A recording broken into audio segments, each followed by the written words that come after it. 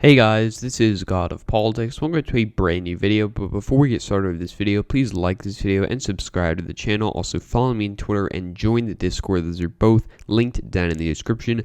But in today's video, I will be doing another election prediction, and this time it is the governor elections predictions for 2022. Now, as you can see here, we've got a lot of races, 36 races in 2022 and 2 races in 2021, which are Virginia and New Jersey. So I'm going to get right into this right away, and I'm going to start off with these 2 elections that occur in 2021, and that is New Jersey and Virginia. So New Jersey I am putting as a safe Democratic state. Virginia I am putting as a likely Democratic state. Now, Virginia is a state that has, of course, shifted to the left a lot in recent years.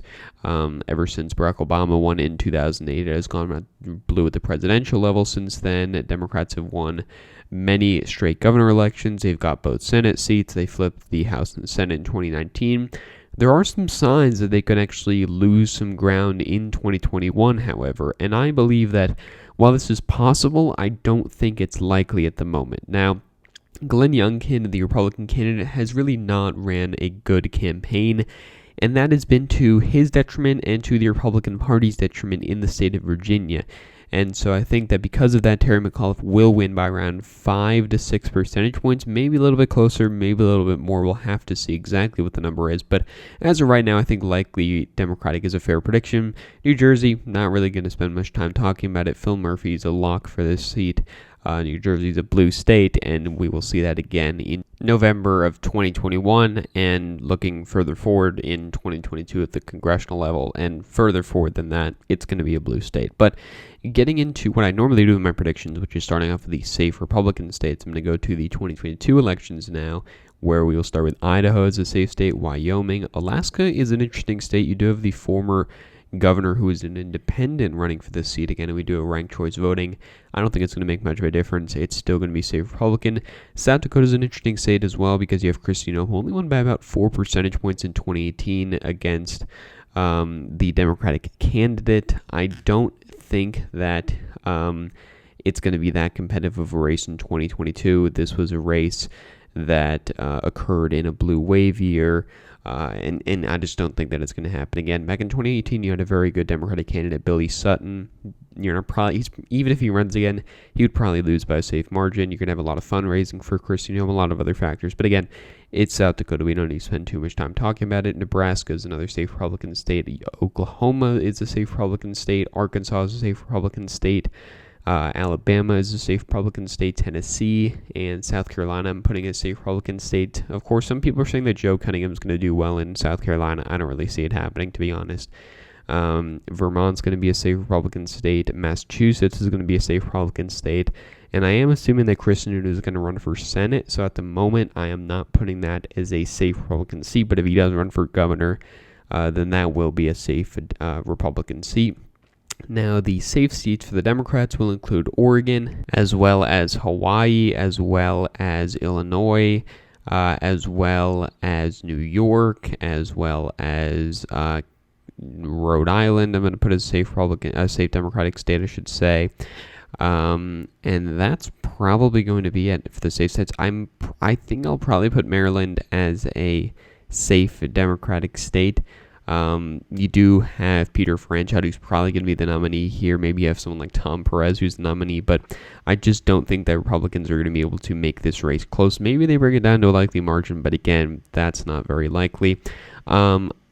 So I'm probably going to leave it at that. As for the safe states, you can see that this is quite a wide open map. I am probably overestimating the competitiveness of some of these races, but I do believe that we will have a lot of reasonably competitive races. Now, as for the likely margin states, I think Texas is the first likely margin state. You've got Greg Abbott here, who is very likely to win, and by quite a solid margin, maybe even a safe margin. Florida as well is going to be a likely margin state. Ron DeSantis looks to do much better against Nikki Fried than Charlie Crist, and I think Charlie Crist is more likely to be the nominee and more likely to do better against DeSantis. But even now, with the COVID surge and DeSantis not being as popular, he's still beating Charlie Crist by like 3 percentage points. So I do think that he will win by a likely margin, probably by around 5 percentage points.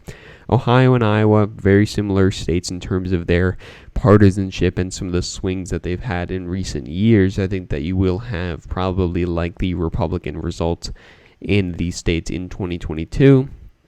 I'm probably going to leave that as the likely margin states for Republicans. As for the Democrats, Colorado and New Mexico, I think will both be likely margin states. It's possible that Jared Polis wins by a safe margin. It's possible that the New Mexico Governor Michelle Lujan Grisham does win by a safe margin as well.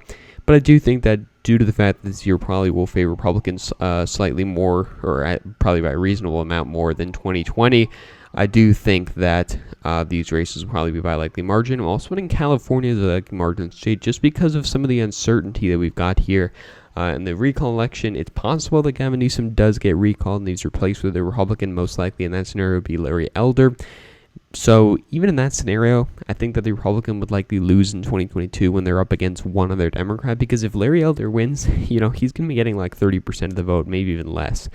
So I think it's possible that a Republican does win this recall, but even if they do, I don't think they're going to be able to win in 2022. I'm also going to be putting Connecticut as a likely margin state and Maine as likely margin states. Connecticut has had somewhat closer races here, and while I do think it'll be a larger margin in 2018, it'll still be a more competitive race. Maine, it's a Democratic state, and Democrats are likely to win this race, even though Paul LePage is running again. He is not that great of a candidate. He won both times in Republican-favored years without a majority of the vote, and I think that he's going to lose in 2022. Now, as for the lean margin states, I actually don't think there are any for the Republicans, to be honest. Actually, I'm probably going to put Kansas as a lean margin state. I don't think that Laura Kelly is going to win. She doesn't have the veto-proof. She doesn't have the veto power because of the veto-proof majorities. And it is a red state. It is 2022. I don't think that she's likely to win. Now, for the Democrats, I do think that Minnesota is a lean margin state. I think that Nevada is a lean margin state. These are both states where Republicans have tried to win in the past, but they really haven't had too much success. Now, Sisolak in Nevada, I think he's probably going to end up being fine. Similar thing to Tim Walz in Minnesota, but these races will certainly, I think, or most likely, not certainly, but most likely be closer than they were in 2018. I'm also going to put Michigan as a lean margin state. I think Gretchen Whitmer actually is more in trouble than many people expect her to be, but I do think that she will end up surviving by a lean margin at the end of the day. And now we've got 5 more races here. So I'm going to start with New Hampshire. I think New Hampshire is probably a tilt Republican race at this point. I think that Kelly Ayotte is likely to run for this race, assuming that Chris Sununu does run for Senate. She would be a decent candidate. She barely lost in 2016. She won by a landslide in 2010. So I do think that it's certainly a possibility that she does run and win this race. Democrats have a number of candidates that they could run. However, I'm not exactly sure whether they'll be able to pull it off in a year like this, in a state like this. So right now I'm going to put it as still Republican, but really this is a race that depends on many things, candidates, partisanship, many different things. So it could really go either way there. I'm also going to put Wisconsin as a tilt Republican state. Wisconsin is a state where you do have Tony Evers here, who has really been undercut in a lot of ways by the legislature, which is gerrymandered against him. The political geography is bad for Democrats to begin with. He's not that popular. And while I don't think the Republican candidates going up against him are that great, I think that the partisanship is just going to be too much for him, and he will end up losing here. I also think that Arizona is a total Republican state. You've got Kimberly Yee versus Katie Hobbs, who are both statewide elected officials, but Yee did win by more in 2018, and that was a blue wave year for the Democratic Party. I do think that if she ties herself to Trump too much, she could be in trouble, but overall I think that she is pretty likely to win at this point, though what the Republicans have done in the state of Arizona certainly has built up Katie Hobbs' name recognition a lot, and it makes her much more likely to get fundraising and eventually victory in Arizona in 2022. But again, for now, I'm going to put this as a total Republican state. I'm also going to put Georgia as a total Republican state. Now, this is really a race that could go either way. Obviously, if Stacey Abrams doesn't run, Democrats are not going to have as good of a chance.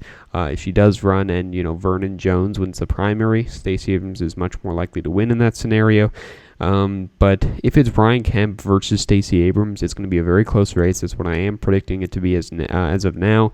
And I think that Brian Kemp does just pull it out here. Georgia's a state that's going to be more Democratic in the future, but I think that 2022 is like the last chance that Republicans really have to win this seat. And to win statewide in the state of Georgia, because Georgia is shifting to the left. The demographics are just not there for the Republicans, just not favorable for them, and I think that's going to have a negative impact on them in the future. But as of 2022, I am putting this race as tilt Republican. However, Democrats do win one of these very competitive races, and it is the state of Pennsylvania, where I do think that they're going to have Josh Shapiro, the current Attorney General, who would become the governor if he is running, which it seems very likely that he will. He seems like a decent candidate. The Democrats seem to do quite well here in governor elections. Many people have been saying, you can't get elected 3 terms in a row as a governor, that party. But I do think that this trend will be bucked in 2022 with Josh Shapiro, but this is certainly a race that can go either way. Republicans just have to get a good candidate to run in Pennsylvania, because they haven't done that the past couple of election cycles, and they're going to need it to happen in 2022 if they want to win this race. But overall, I do have a couple of flips here. Wisconsin is a flip, Kansas is a flip, Maryland is a flip, and that is it, I believe. But overall, this is what I see happening: 28 Republicans, 22 Democrats. So thank you all for watching this video. Please like this video and subscribe to the channel. Also follow me on Twitter and join the Discord. Those are both linked down in the description. But again, guys, thank you all for watching this video, and I'll see you guys later.